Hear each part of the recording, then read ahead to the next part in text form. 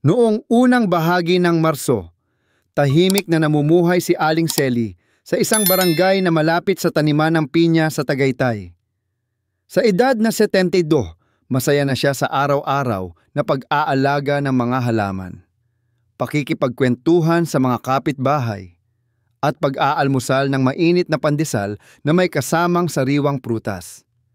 Sa kanyang paniniwala, ang prutas, basta't galing sa kalikasan, ay gamot sa katawan, kaya't hindi lumilipas ang isang araw na wala siyang kinakain na saging, ubas, pakwan, o minsan ay dried fruits na galing kay Liza, ang anak niyang OFW sa Cat.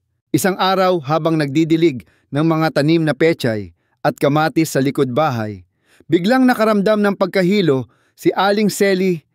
Hindi ito basta simpleng hilo. Para bang umiikot ang buong paligid at parang sasabog ang kanyang dibdib sa bilis ng tibok ng puso. Humawak siya sa isang sanga ng kalamansi upang hindi matumba. Sa isip niya, baka dahil lang sa gutom o pagod sa sobrang init. Ngunit kinabukasan, muling naramdaman ni Aling Selly ang parehong sintomas pero mas matindi. Ngayon, may kasamang pananakit ng sikmura at hindi siya makakain ng maayos. Maging ang paborito niyang banana Q na gawa ng apo niyang si Jessa ay hindi niya magawang lunukin. Agad siyang isinugod ni Liza sa health center. Habang hinihintay ang resulta ng laboratory tests, sinimulang tanungin ng doktor ang kanyang lifestyle. Aling Selly, wika ng doktor, kamusta po ang kain ninyo sa araw-araw? Naku dok, simple lang po. Tinapay tuwing umaga. Minsan may itlog. At syempre, prutas saging, ubas, minsan pakwan. Mas natural po kasi yan. At iyan ang itinuro sa amin nung bata pa kami. Tumango ang doktor. Maganda po na natural. Pero kailangan na po nating maging mas maingat sa edad na 72. Ayon po sa resulta, mataas po ang inyong blood sugar at potassium level. May mga prutas po kasi na kahit masustansya, ay maaaring makasama kung hindi tama ang pagkonsumo, lalo na sa mga senior na tulad ninyo. Napakunot noo si Aling Selly. Hindi po ba dapat ay prutas ang pinaka-safe na kainin sa kahit anong edad? Hindi po lahat. Aling Selly, tugon ng doktor. Ang katawan ng bata at ng senior ay magkaibang-magkaiba. Ang mga prutas tulad ng saging ay mataas sa potassium. At kapag ang kidney ay hindi na kasing aktibo tulad noong kabataan, maaaring hindi nito ma-filter ng maayos ang sobrang potassium. Pwede itong magdulot ng problema sa puso, lalo na sa tibok nito. Hindi makapaniwala si Aling Selly. Sa dami ng mga ipinagbabawal sa kanya, simula nang siya'y tumanda maalat, matataba, processed food ngayon pati prutas. Pag-uwi nila ni Liza, tila tahimik ang buong bahay. Nawala ang sigla ni Aling Selly na dati-rati masiglang naghahanda ng almusal kinabukasan. Hindi niya alam kung ano pa ang ligtas kainin. Kinabukasan, napadaan si Mang Erning, isang retiradong barangay health worker na dati nakasama ni Aling Selly sa mga community feeding program. Nang makita niya si Aling Selly sa balkonahe, agad itong lumapit. Ay Selly, napansin kong tahimik ka nitong mga araw. Ayos ka lang ba? Erning, nalaman ko kahapon, may ilang prutas pala na delikado sa tulad kong senior. Hindi ko akalaing ang mga pinaniniwalaan kong pangkalusugan ay maaaring makasama pala. Tumango si Mang Erning, tama ka. At madalas talaga nating akala ay lahat ng prutas ay ligtas.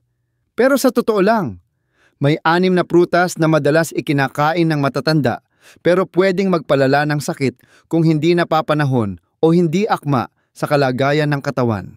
6 naku. Hindi ko pa alam kung alin-alin doon ang dapat iwasan. Baka araw-araw ko pa kinakain yon. Isa-isa nating pag-usapan. 6 Mang Erning. Ang una, saging. Napakurap si Aling Selly. Saging. Yan ang hindi nawawala sa hapagkainan ko. Pampabusog, mura, at akala ko'y pang-maintenance sa tiyan. Oo, totoo yan. Pero sa mga seniors na may problema sa kidney, gaya ng karamihan sa atin, delikado ang mataas na potassium. Sa sobrang potassium, nagkakaroon ng tinatawag na hyperkalemia. Yan ang sanhi ng paninikip ng dibdib, pangangalay ng mga kalamnan, at minsan pati biglaang cardiac arrest. Hindi makaimik si Aling Selly. Hindi siya natakot pero ramdam niya ang pagkalito. Ilang taon na niyang nakasanayang kainin ang saging araw-araw. Paano naman, Erning, kung konti lang ang kainin? Maaari pa rin. Pero hindi araw-araw at lalo't hindi sa mga may kidney concern o mataas ang potassium. Kailangan ding kumonsulta muna sa doktor. Muling napatingin si Aling Selly sa basket ng prutas sa kanyang mesa.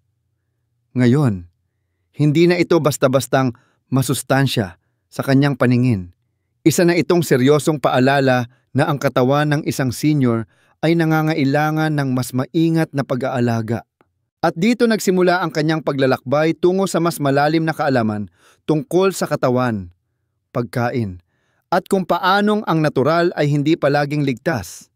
Kung hindi tama ang panahon, kondisyon, at paraan ng pagkain.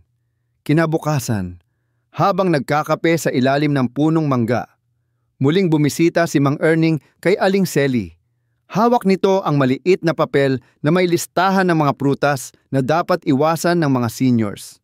Ngayong alam mo na ang tungkol sa saging. Selly, bungad ni Mang Erning, ang susunod na dapat mong bantayan ay ubas. Napakunot noo si Aling Selly. Ubas abay, yan ang paborito ko, lalo na pag malamig, parang ice candy. Paborito rin yan ng mga apo ko.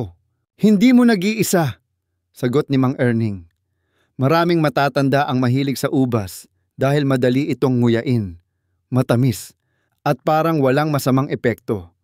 Pero sa likod ng tamis nito, may panganib. Lumapit si Aling Selly at umupo sa tabi ni Erning. Ano bang panganib ng ubas? Erning, hindi ba't mataas yan sa antioxidants? Totoo, tugon ni Mang Erning.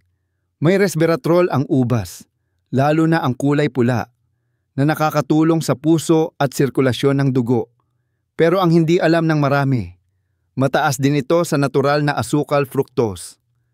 At para sa mga seniors na may diabetes o pre-diabetic na, delikado ito. Inilahad ni Mang Erning ang karanasan ng isa niyang dating kasamahan sa barangay. Si Mang Rudy. Halos araw-araw nag-ubas. Akala niya healthy snack. Pero hindi niya napansin na unti-unti nang tumataas ang blood sugar niya. Isang araw, inatake siya habang natutulog.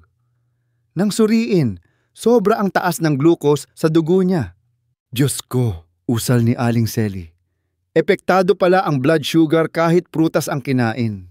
Oo, lalo na kung marami, isang tasa ng ubas ay halos katumbas ng 23 grams ng sugar. Kung ikukumpara, halos kalahating soft drink na rin yan. At sa mga seniors na mabagal na ang metabolismo, hindi agad nauubos ang sugar sa katawan. Imbes na maging enerhiya, naiipon sa dugo, at kalaunan ay sisira sa mga ugat, mata, at bato. Kung konti lang naman ang kainin, tanong ni Aling Selly, umaasang may pag-asa pa sa kanyang paboritong prutas. Pwede pa rin, sagot ni Mang Erning, pero hindi araw-araw at dapat sukatin. Kung minsan lang at may kasamang protina o fiber tulad ng mani, mas mabagal ang pagtaas ng asukal sa dugo. Pero kung iinom ng grape juice o dried raisins, naku, mas delikado yon. Mas concentrated ang sugar. Napaisip si Aling Selly. Minsan ay ibinabaon pa niya ang grape juice kapag namamasyal sa parke. Akala niya ay mas ligtas ito kaysa soft drinks. Yan nga ang problema. Selly, dagdag ni Mang Erning, laging may label na healthy o natural. Pero hindi naman ipinapaliwanag ang epekto nito sa seniors. Hindi pareho ang katawan ng 25 anyos sa 70 anyos. Iba na ang takbo ng sistema natin. Lumipas ang ilang sandali sa katahimikan. Tinitigan ni Aling Selly ang mga bunga ng ubas sa basket. Parang hindi na ito kasing ganda ng dati sa kanyang paningin. Para bang may itinatagong panganib sa likod ng makintab nitong balat. Siguro kailangan ko na talagang magbawas. Mahinang sabi ni Aling Selly. Hindi na pwedeng puro masarap ang batayan. Dapat makabubuti rin. Tumango si Mang Erning. Tama ka riyan. Hindi naman natin kailangang iwasan ng tuluyan ang lahat ng prutas. Pero kailangan nating piliin, sukatin, at alamin kung alin ang angkop sa kalagayan natin. Bilang paalala, inabutan ni Mang Erning si Aling Selly ng isang maliit na notebook. Ito ang ginagamit kong food journal dati. Itala mo rito ang mga prutas na kinain mo at obserbahan kung may pagbabago sa pakiramdam mo. Mas madali mong malalaman kung alin ang bagay sa'yo. Napangiti si Aling Selly. Salamat. Erning, hindi ko akalaing sa ganitong edad ko pa mararanasan ang ganitong pagbabago. Pero mabuti na rin. Mas mabuting ngayon palang mag-ingat kaysa magsisi sa huli. Kinagabihan, habang nakaupo si Aling Selly sa may durungawan, pinanood niya ang mga batang naglalaro sa labas. Sa kamay niya'y hawak ang notebook na ibinigay ni Mang Erning. Unti-unti, sinimulan niyang isulat ang mga prutas na madalas niyang kainin. At itinabi sa mga iyon ang salitang ligtas o delikado. Magsisimula na ang bagong yugto ng kanyang buhay, ang yugto ng malay at maingat na pagpili. Hindi dahil gusto lang, kundi dahil kailangan. Makaraan ang ilang araw, mas naging mapanuri na si Aling Selly sa mga prutas na binibili at inilalagay sa kanyang mesa. Ngayon, bago pa niya tikman ang isang piraso ng bunga, nag-iisip muna siya, ligtas ba ito sa akin bilang isang senior? Isang mainit na hapon, habang namimili sa palengke, nadaanan niya ang isang bilao ng pakwan, mapula, matamis, at may mga buto pa eksaktong tulad ng mga paborito niya noon. Sa tabi ng bilao, may karatulang nakasulat, pampatanggal ng uhaw at init. Healthy. Napatigil siya. Pumasok sa isip niya ang mga sandaling kabataan pa siya. Tuwing tag-araw, halos araw-araw siyang kumakain ng malamig na pakwan habang naglilinis ng bahay. Pero ngayon, may pag-aalinlangan na siya. Kaya't nang makita niya si Mang Erning na papalapit sa pwesto, agad siyang nagtanong, Erning, pakwan, ligtas ba sa ating mga seniors? Ngumiti si Mang Erning ngunit seryoso ang tono ng boses. Depende sa katawan, Selly, pero may mga dapat tayong tandaan. Akala ko kasi puro tubig lang yan at wala namang masama. Yan ang madalas na iniisip ng marami. Sagot ni Erning. Totoo. 90% ng pakwan ay tubig, pero hindi ibig sabihin ay wala itong epekto sa katawan ng matatanda, lalo na sa mga may problema sa kidney o atay. Hapati pakwan, may epekto sa kidney gulat na tanong ni Selly.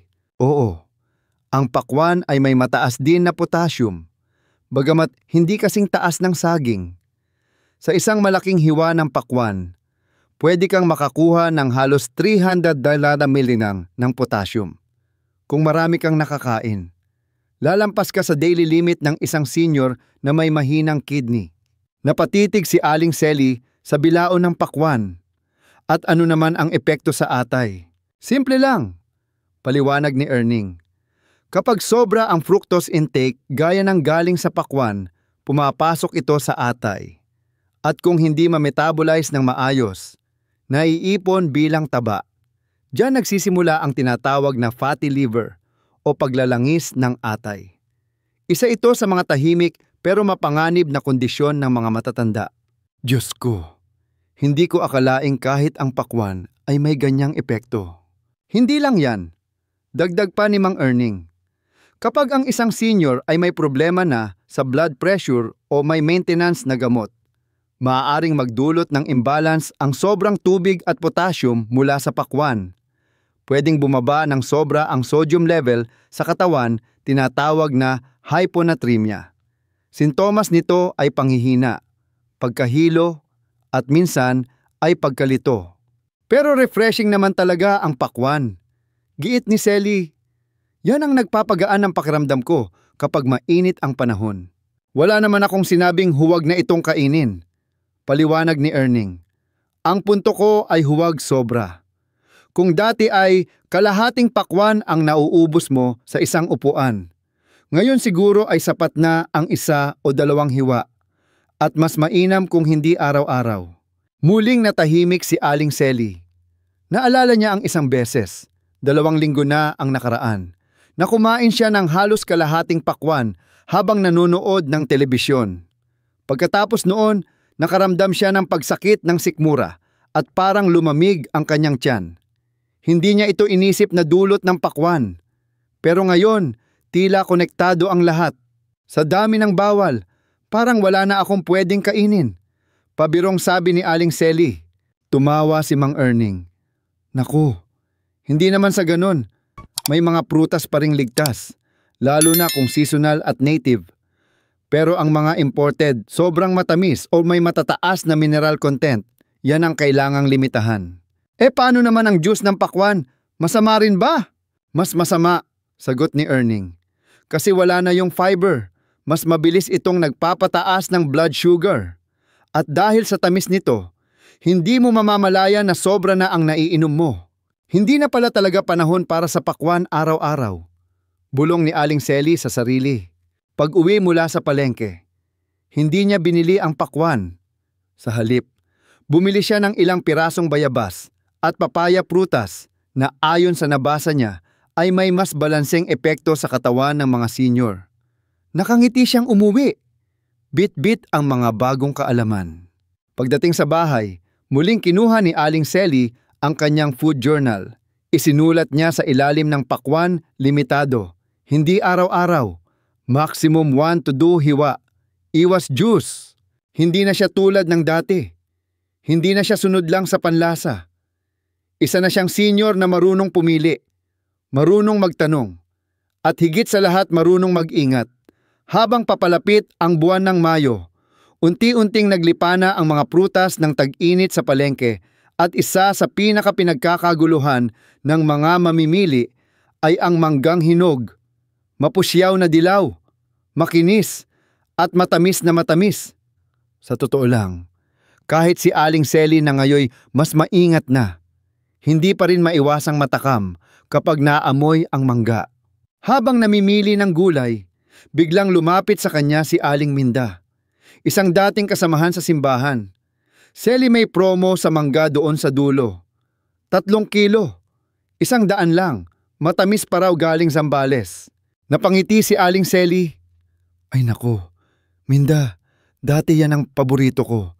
Pero ngayon, nag-iingat na ako. Sabi ni Erning, hindi raw lahat ng prutas ligtas sa atin. Ay talaga, mangga pa. Yan pa naman ang paborito kong panghimagas. Sa pagkakauwi mula sa palengke, dala-dala ni Aling Selly ang tanong. Delikado rin ba talaga ang mangga? Kaya't kinaumagahan. Habang nag-aalmusal, muling tinawagan niya si Mang Erning upang ipagpatuloy ang kanilang usapan tungkol sa mga prutas. Abay oo, Selly, sagot ni Erning habang nagkakape. Ang mangga, lalo na pag sobrang hinog, ay isa sa mga prutas na may pinakamatataas na sugar content. Isa itong high glycemic index na prutas. Ibig sabihin, mabilis itong nagpapataas ng blood sugar. Napakunot noo si Selly. Hindi ba natural naman ang tamis ng mangga? Masama rin pala iyon. Natural nga, ani Erning. Pero para sa katawan ng isang senior, lalo na kung may pre-diabetes o may iniinom na maintenance sa asukal, pwedeng makasama ang biglang taas ng glucose. Isang hinog na mangga ay may tinatayang 45 grams ng sugar, mas mataas pa kaysa isang slice ng cake. Grabe, para akong kumain ng dessert gulat na sagot ni Selly. Tama. At ang masaklap, dahil natural ito. Akala ng iba ay okay lang kahit marami. Kaya walang bantay. Tuloy-tuloy sa kain. Pero sa totoo lang, hindi lang blood sugar ang naaapektuhan. Maging ang pancreas ay napapagod sa kakaproseso ng sobrang asukal. Nakakataba rin ba, tanong ni Selly habang sinusulyapan ang kanyang bilbil? Oo, kasi ang sobrang glucose na hindi nagagamit ay naiipon bilang taba sa katawan, karaniwang sa tiyan, balakang at braso. At mas delikado ito sa mga seniors na hindi na gaanong aktibo. Napaisip si Aling Selly. Naalala niya na 1 linggo bago siya nahilo. May ipinadala ang kanyang apo mula sa probinsya, 1 bayong ng hinog na mangga. Halos araw-araw siyang kumakain noon. Minsan ay may kasamang malagkit pa. Matapos ang ilang araw, doon siya nagsimulang makaramdam ng sobrang pagod at pagkahilo. Naku, sambit niya. Ngayon ko lang naiintindihan na kahit masarap at natural, pwedeng palang tahimik na sumira sa katawan ko. Kaya nga, Selly, dagdag ni Erning, kung gusto mo pa rin ng mangga, pwedeng green mango o hilaw na mangga. Mas mababa ang sugar content niyan. May asim pa para pampagana sa pagkain. At kung kakain ka ng hinog, limitahan mo lang. Isang maliit na hiwa, hindi buong prutas. At huwag araw-araw. Pero paano naman ang shake?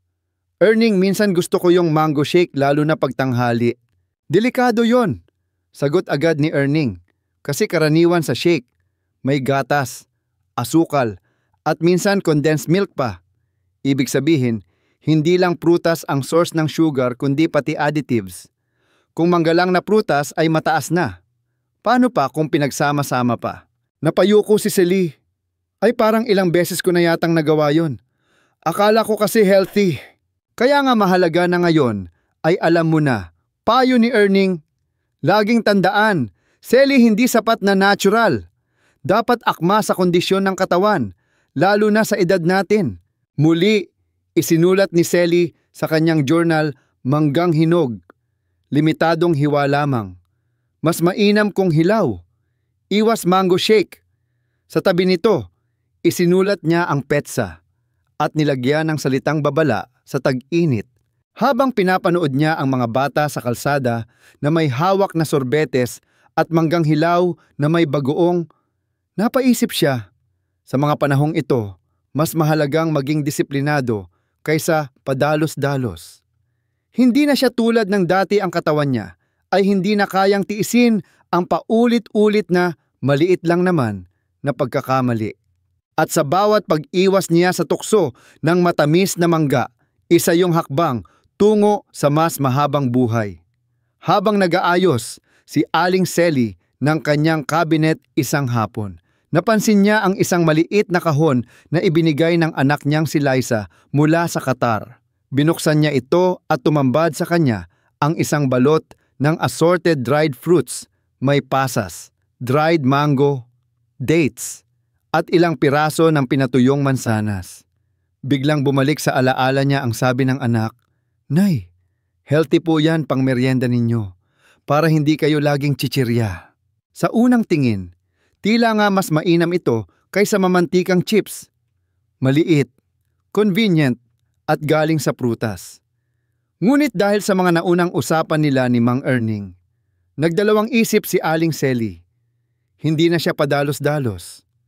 Kaya't muling tinungo niya ang bahay ni Erning, dala ang balot ng dried fruits. Erning, ano masasabi mo rito? Tanong ni Selly sabay abot ng pakete. Sabi ng anak ko, healthy raw itong alternatibo sa merienda. Kinuha ni Erning ang balot at binasa ang label. Dried fruits. Mukhang ang healthy. Selly.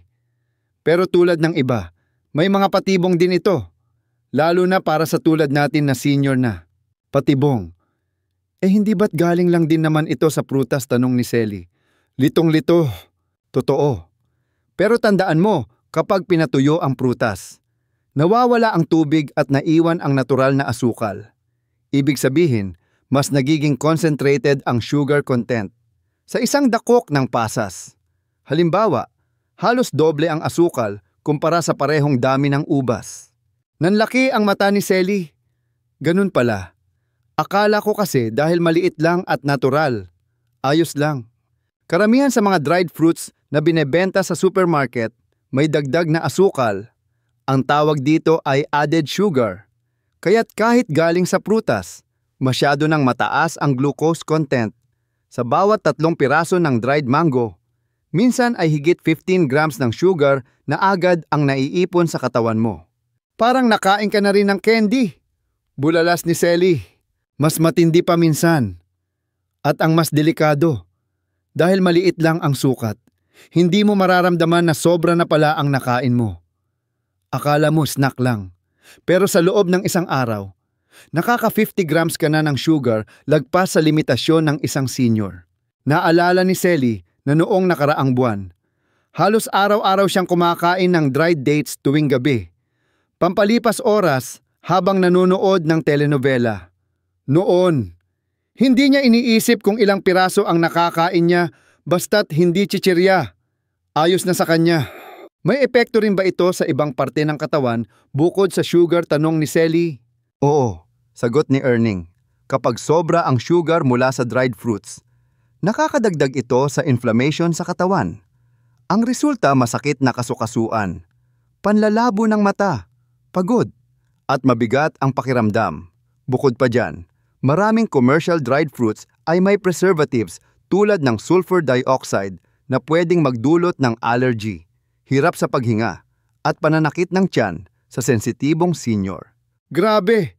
Parang niloko kami ng itsura nila. Ang liit, pero may tagong panganib. Saad ni Sally habang tinitingnan ang pasas na parang inosente lang. Hindi naman sa huwag ng kainin. Sally, kung gusto mo pa rin ng dried fruits, piliin yung walang added sugar, walang preservatives, at organic kung maaari. At ang pinakamahalaga, sukatin. 1 kutsarang pasas o 2 pirasong dried mango. Sapat na, wag nang sobra. Mas mainam pa siguro kung prutas na lang mismo ang kainin. Diba, tanong ni Sally? Tama ka riyan. Ang sariwang prutas ay may fiber, tubig, at mas kaunting sugar kada kagat. Mas nakakabusog at mas ligtas para sa atin. Pag-uwi ni Aling Sally, hindi niya itinapon ang dried fruits na bigay ng anak. Sa halip, isinulat niya sa kanyang journal, dried fruits. Limitadong kainin. Piliin ang walang dagdag na asukal. Iwas araw-araw. Mas okay ang fresh. At tulad ng dati, tinabihan niya ito ng drawing ng maliit na palatandaan, isang kampanilyang umiingay tuwing may babala. Isa itong paalala sa sarili na hindi lahat ng maliit ay ligtas. At hindi lahat ng healthy sa mata ng iba ay ligtas para sa katawan ng isang may edad. Sa bawat hakbang ng kaalaman, nararamdaman ni Aling Sally na unti-unti siyang nagiging mas matatag hindi lang sa katawan, kundi sa pagdedesisyon para sa kanyang kalusugan.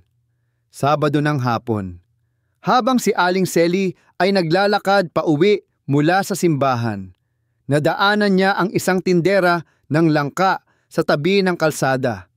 Kaakit-akit ang amoy nito, matamis, mabango, at bagong hiwa. Nagtitipon ang ilang mga mamimili sa paligid ng mesa ng nagtitinda. Abala sa pagpili ng pinakamatamis na bahagi, hindi nakatiis si Aling Sally. Tumigil siya at tinikman ang libreng tikim ng langka. Sa bawat nguyain niya, bumalik ang alaalang kabataan, ang mga panahong ang langka ay dessert nila tuwing may okasyon. Ngunit hindi rin nagtagal. Pumasok sa isip niya ang mga natutunan niya nitong mga nakaraang linggo, hindi lahat ng natural. Ligtas para sa senior.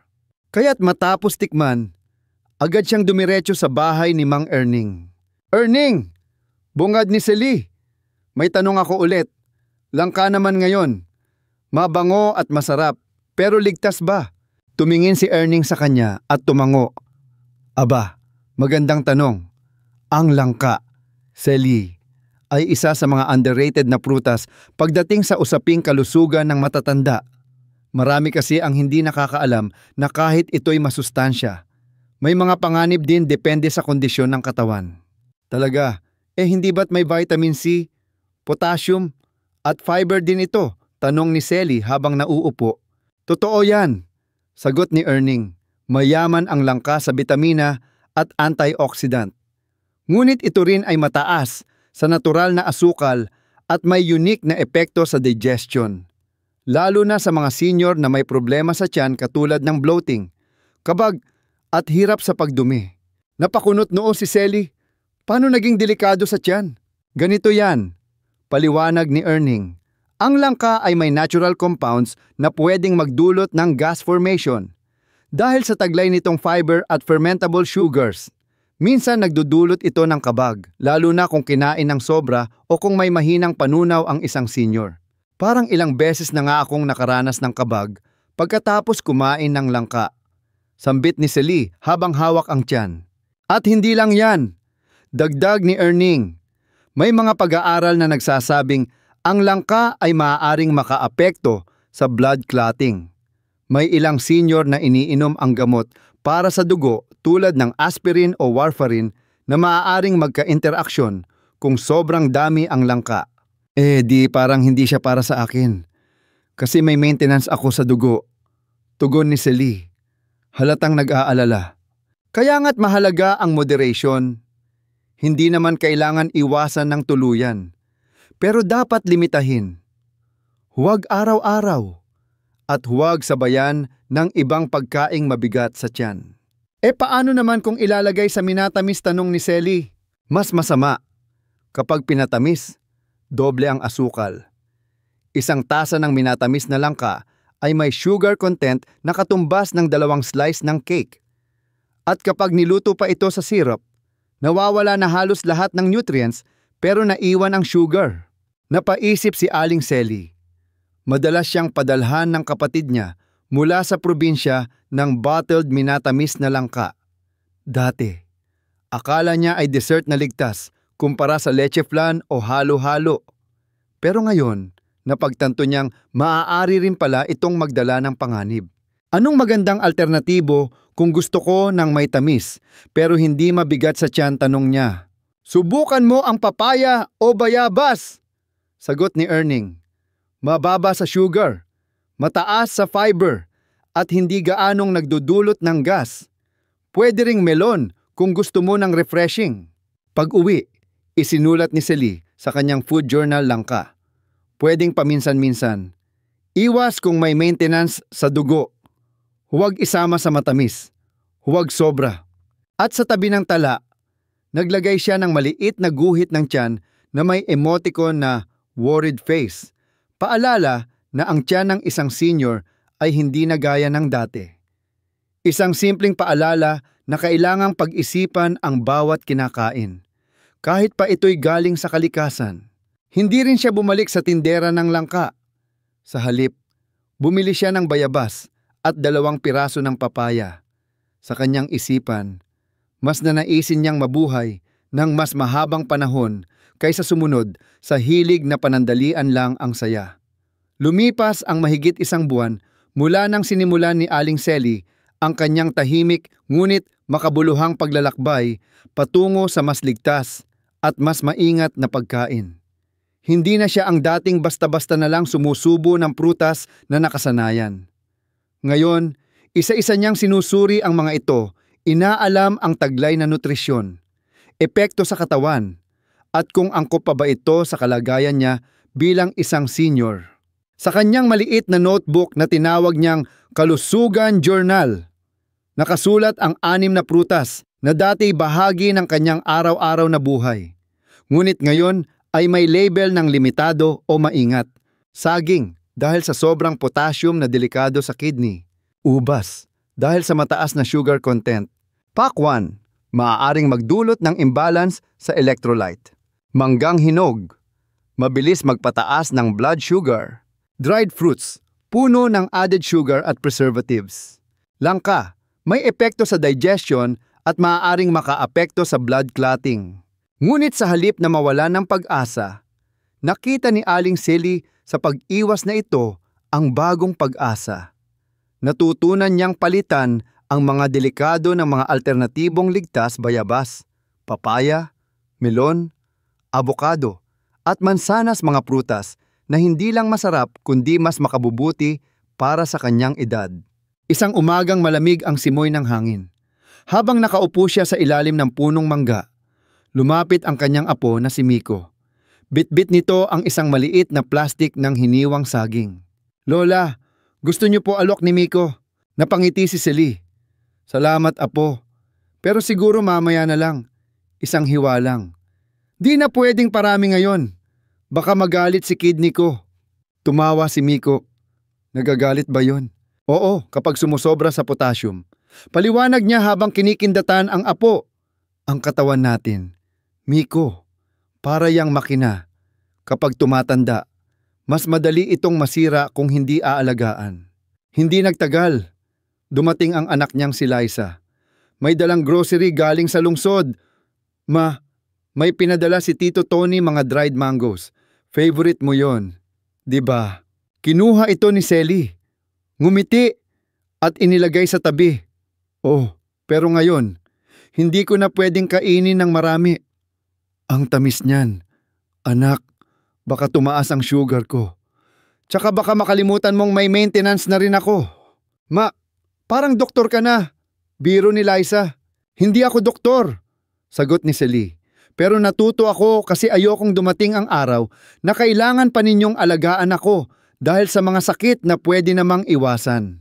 Kinagabihan, habang hawak ang kanyang tasa ng mainit na salabat at binubuklat ang Kalusugan Journal, muling binalikan ni Aling Selly ang mga aral na kanyang natutunan. Hindi pala sapat na basta natural o galing sa halaman ang kinakain.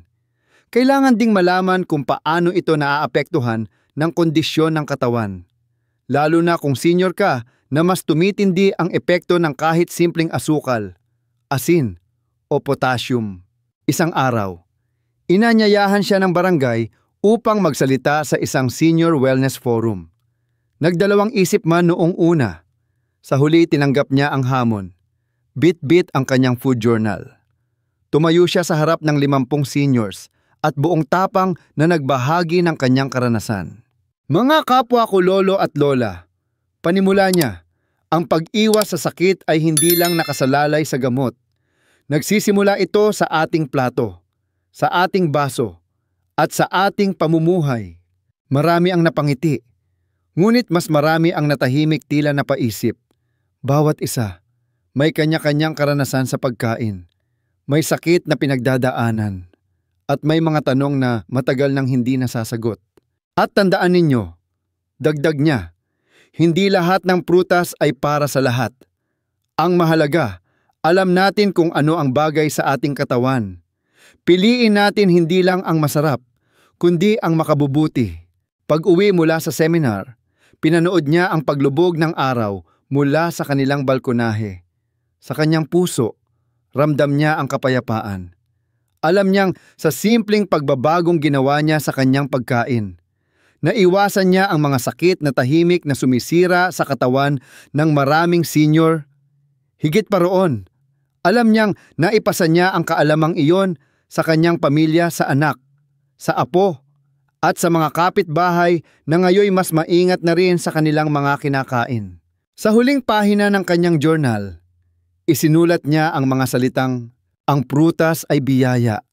Ngunit tulad ng lahat ng bagay sa buhay, dapat itong gamitin ng may pag-iingat, kaalaman, at disiplina. Ang kalusugan ay bunga ng mga tamang desisyon. Kahit sa mga bagay na akala mong simpleng kagat lang. At sa tabi ng mga salitang iyon, iginuhit niya ang isang punong may matatag na ugat at makapal na dahon.